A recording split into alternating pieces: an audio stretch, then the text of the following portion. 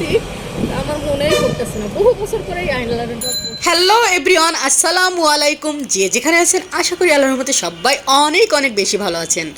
আমার একটা নতুন ব্লগে সবাইকে সুস্বাগতম। আশা করি আমার আজকের ব্লগটা আপনাদের কাছে ভালোই লাগবে। ভালো লাগলে ভিডিওতে একটা লাইক করতে একদমই ভুল করবেন না, আর বেশি ভালো লাগলে একটা মিষ্টি কমেন্ট করে যাবেন, আর খুব বেশি ভালো লেগে থাকলে শেয়ার করে দিবেন। আপনাদের জন্যই ব্লগটা তৈরি করা। আপনারা যদি লাইক না করেন তাহলে এই ব্লগের কোনো মূল্যই থাকবে না, তাই না? সানগ্লাস করবো, সানগ্লাস তো ব্যাগের ভিতরে। আজকে আমরা ম্যাচিং ড্রেস পরেছি। আর এখন রাস্তাঘাট পুরো ফাঁকা ফাঁকা রাস্তা। এখানে ভালোই জ্যাম পড়ছে। ফাঁকা হইলেও ঢাকা শহর পুরোপুরি কখনোই ফাঁকা হবে না। কি কি কিনছে দেখো। কালকে আমরা নিউ মার্কেটে গেছিলাম। কালকে নিউ মার্কেটের ব্লগটা আমি করিনি, ইচ্ছা করে, শরীরটা ভালো লাগতেছিল না। এই হাতের বালাটা কিনছে, দুইটা কিনছে, একটা আম্মার জন্য একটা আপুর জন্য। আর আমার বালা টালা পড়া হয় না, মনে থাকে না পড়তে। এখন আমি হাঁচুরির মধ্যে একটা বালা পড়তে এখন আমি ঢাকা শহর দেখাচ্ছি। ঢাকা শহরে জ্যাম নেই, তো গাড়ি আছে বেশ, কিন্তু তাও ফাঁকা। এটা হচ্ছে রামপুরা ব্রিজ, একদম মেন পয়েন্ট। ব্রিজের মেন পয়েন্ট পুরা, মানে মেরুল, বাড্ডা, আফতাবনগর সব মিলায়ে এই জায়গাটাই আমাদের বনশ্রী, এই জায়গাটাই আমাদের মেন পয়েন্ট রামপুরা ব্রিজ। মানে লোকেশন বলতে হলে রামপুরা ব্রিজের কথা আগে বলতে হবে। একদম ফাঁকা। আর এই সাইডে হাতির ঝিল।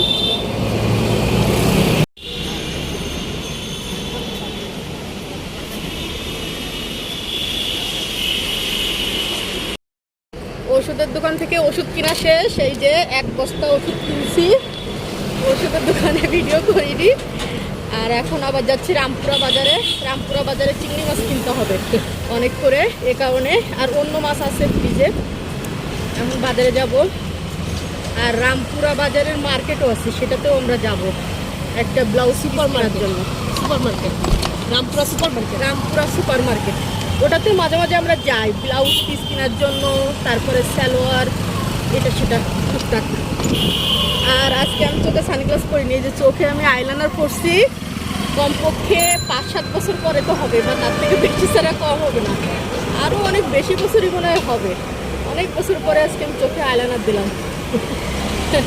ওই যে চোখে চশমার জন্য দেখা যাচ্ছে না। কত বছর পরে যে আইলাইনার পরছি আমার মনেই করতেছে না। বহু বছর পরে এই আইলাইনারটা পরছি। আবার আবার আগের মতো সেই যে যখন কলেজে পড়তাম, সিটি কলেজে, তখন আমি 9-10 পড়তাম। তারপরে 9-10 থেকেই আমি চোখে আইলাইনার পরি। তো আরও ছোটোবেলা থেকে পড়ি, মানে 9-10 রেগুলার পড়া শুরু করছি। আর তারপরে কলেজে তো আমি রেগুলার আইলাইনার পড়তাম। তারপরে অনেক বছর পড়া বাদ দিচ্ছি, আবার পড়লাম, আবার সেই টিনেজের মতো। আবার টিনেজের মতো প্রেমে পড়বো, টিনেজের মজা যা ইচ্ছা তাই করবো না। এখন লাইফটা স্বাধীন, তখন লাইফটা তো স্বাধীন ছিল না, পড়াশোনা ছিল, পরীক্ষা ছিল। আর এখন নিজের প্রফেশন, নিজের স্বাধীনতা। আর তখন তো অনেক রেস্ট্রিকশন ছিল, গার্ডিয়ানদের অনেক কথা শুনতে হতো। আর এখন গার্ডিয়ানদের আমরাই বলি, আমাদের বলে না। হ্যাঁ, শাটান কাপড়ে নিতে হবে।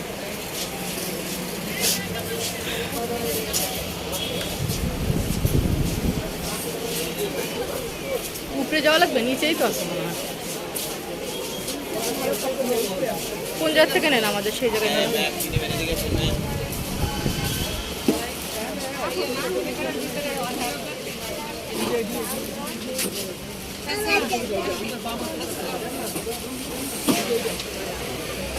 এখন আমরা রামপুরা সুপার মার্কেটে চলে এসেছি, আর এখানে অনেক সুন্দর সুন্দর গস কাপড় পাওয়া যায়। মানে গস কাপড় কেনার দরকার হলে এখানেই চলে আসি। এখানে কালেকশনগুলো অনেক ভালো থাকে আর কি, এ কারণে। এই যে মাথায় সুন্দর কালার করছো না, এই কালারটা একটু ভিডিও করলাম। এই যে কাটিংটা যে দিছো, ওটা কি কাট বলে, ওটা বলো একটু, কি কাট দিছো? তোমার ইউটিউব চ্যানেলে দেখাবে, বলো কিছু। কালকে তোমার এটা ছাড়বে।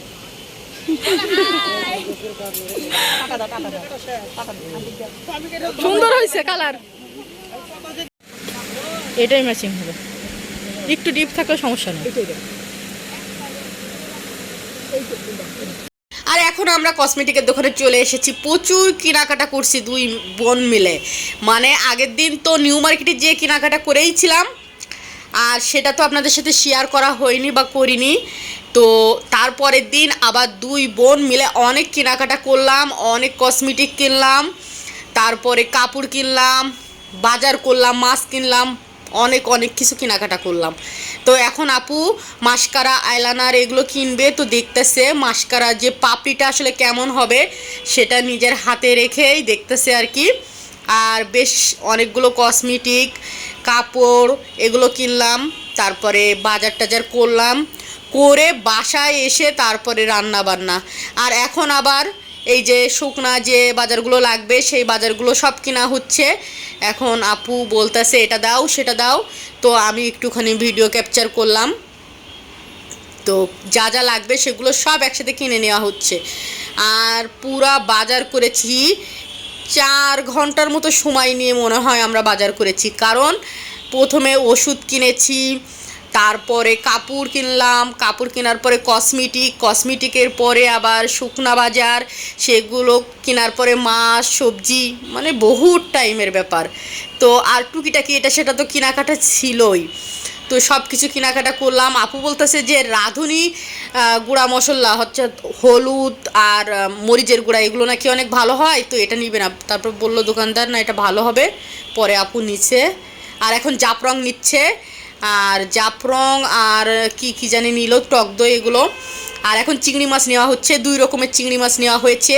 কারণ বাসায় তো প্রচুর চিংড়ি মাছ খাওয়া হয়, চিংড়ি মাছ দিয়ে শাক বা কোনো সবজি, চিংড়ি মাছ ভাজি, বিভিন্ন রকম করে আমরা চিংড়ি মাছ খাই। আর চিংড়ি মাছ নুডলসের ভিতরে তো নুডলস রান্না করলে চিংড়ি মাছ দিতেই হবে নুডলসে। তো বাজারে যেও একটুখানি ভিডিও ক্যাপচার করেছি, মানে বাজারের যে পরিবেশ পরিস্থিতি সেটাই আপনাদের সাথে শেয়ার করলাম। বেশ তাজা তাজা মাছ আছে বাজারে। আর এটা হচ্ছে রামপুরা বাজার। আর রামপুরা বাজারে বাজার করার মানে মাছ এগুলো বাজার করার যে মজাটা আমার কাছে সব থেকে বেশি লাগে, কারণ রামপুরা বাজারের মাছগুলো অনেক ফ্রেশ থাকে। তো বাজারঘাট করে এখন বাসায় চলে এসেছি। আর আপু এখন ইলিশ মাছ কেটে রেখেছে, ইলিশ মাছ কাটার পরে মাথা টাথা এগুলো কাটবে। আর আমি কিছুটা ইলিশ মাছ নোনা দিব চিন্তা করেছি। আর যে শুকনা বাজারগুলো কিনে আনা হয়েছে সেগুলো এখন ড্রয়ারের মধ্যে সুন্দর করে সব আপু গুছিয়ে রেখেছে, সেটা আপনাদেরকে একটু দেখালাম যে গুছিয়ে টুছিয়ে রেখেছে আর কি। আর চিংড়ি মাছ এই 2 পাত্র আর এদিকের 1 পাত্র, এই 3 পাত্রে করে রাখা হয়েছে। আর এখন আমি এই যে আপু ইলিশ মাছগুলো একদম পাতলা পাতলা করে কেটে দিয়েছে, আমি সেগুলো এখন লবণ দিয়ে দেবো, মানে নোনা ইলিশ বানাবো আর কি। তো রোজ আমাকে হেল্প করেছে নোনা ইলিশ বানানোর জন্য, আমরা দুজন মিলে নোনা ইলিশ বানালাম আর কি। তো এই এখন সব সাজিয়ে নিচ্ছি। আর মাটির পাত্রে যদি নোনা ইলিশ দেওয়া হয় তাহলে নোনা ইলিশটা অনেক ভালো থাকে, ভালো হয় আর কি। তো একটু বেশি করে লবণ দিয়ে দেব, যেহেতু প্রচুর গরম পড়ছে এ কারণে একটু বেশি করে লবণ দিয়ে দেবো যাতে ভালো থাকে। যেহেতু নিজেরা খাবো সেহেতু ভালো থাকতেই হবে, ভালো করেই করতে হবে, তাই না? তো খুব সহজভাবে আমি নোনা ইলিশ দিচ্ছি, মানে আগে মাছগুলো টিস্যু দিয়ে মুছে নিয়েছি, মুছে নিয়ে রক্ত পরিষ্কার করে লবণ দিয়ে রেখে দিলাম। আর এখন বেগুন ভাজা করা হচ্ছে, বেগুন ভাজা আর করা হচ্ছে ইলিশ মাছ ভাজা। তো চিংড়ি মাছ ভাজাও করা হচ্ছে। রোজা এদিকে বরফ তুলছে, মানে ডিপ ফ্রিজে মাঝে মাঝে বরফ তুলে তুলে ওই বরফগুলো দিয়েও খেলা করে, বিভিন্ন রকমের খেলা। আসলে বাচ্চারা যা করে তাই কি, আমিও ছোটোবেলায় সেম কাজ করতাম, মানে এই ডিপ ফ্রিজের বরফ তুলে তুলে ওইগুলো দিয়ে গোলা বানাতাম। রোজাও ভেবেছিল গোলা বানাবে, তো আম্মা বলে কি তোমার গোলা কি কেউ খাবে? ডিপ ফ্রিজের এই বরফ দিয়ে তুমি গোলা বানাবা, সেই গরম সেই সেই গোলা আমরা কেমনে খাবো বলো? পরে আমি বলি না থাক, বানাতে হবে না। ও আমাকে বলে যে বাজারে যে গোলাটা পাওয়া যায় সেই গোলার যে বরফ ওটা কত খারাপ এটা জানো? তো যাই হোক, এখন এই যে বেলে মাছ, এই মাছগুলো কাটা হয়ে গেছে, কড়াইয়ে করে এভাবে রেখে দেবো ফ্রিজে, খুব তাড়াতাড়ি রান্না করা হয়ে যাবে, তো এ কারণে এভাবে রেখে দিব। আর এখন ইলিশ মাছ ভাজা হচ্ছে। তো ইলিশ মাছটা বেশ ভাজা ভাজা করে নিব, কারণ ইলিশ মাছ খুব বেশি কড়া ভাজা করলেও ভালো লাগে না, আবার একদম নরম নরম থাকলেও ওটা খেতে ভালো লাগে না। বেশ মাঝারি টাইপের মচমচা করলে আমার কাছে ইলিশ মাছ খুব ভালো লাগে। আর সব থেকে ভালো লাগে ইলিশ মাছের যে তেলটা থাকে, মানে ইলিশ মাছ ভাজার পরে যে ইলিশ মাছের তেলটা থাকে ওটা অনেক ভালো লাগে। আর এখন চিংড়ি মাছ ভাজা হচ্ছে। চিংড়ি মাছের ভিতরে পেঁয়াজ দিব, কারণ শুকনা শুকনা চিংড়ি মাছ ভাজা ভালো লাগে না, এটার ভিতরে একটু পেঁয়াজ দিলে খেতে ভালো লাগে আর কি। তো এদিকে বেগুন আর ইলিশ মাছ ভাজা হয়ে গেছে, এখন চিংড়ি মাছের মধ্যে পেঁয়াজও দিয়ে দেওয়া হয়েছে, পেঁয়াজ আর কাঁচামরিচ এগুলো দিয়ে ভাজা ভাজা করে নেওয়া হচ্ছে। আর মাঝে মাঝে ভাজি ভুজি দিয়ে গরম ভাত খেতে অনেক ভালো লাগে আর কি। তো গরম ভাতের সাথে এরকম ধরনের খাবার খুবই ভালো লাগে খেতে। আর ভিডিওটা করা যখন একদম ঢাকা শহর ফাঁকা ছিল তখন ভিডিওটা করা। আর এখন হলুদ তরমুজের জুস করব।